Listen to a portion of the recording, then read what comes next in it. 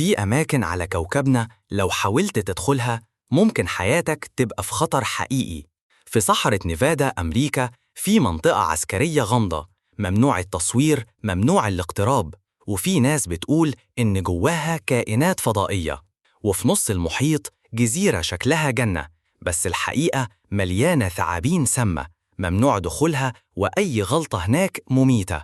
وفي قلب الفاتيكان في أرشيف عمره قرون، جواه أسرار عن الدين والسياسة، بس محدش بيشوفه غير ناس معينة جدا.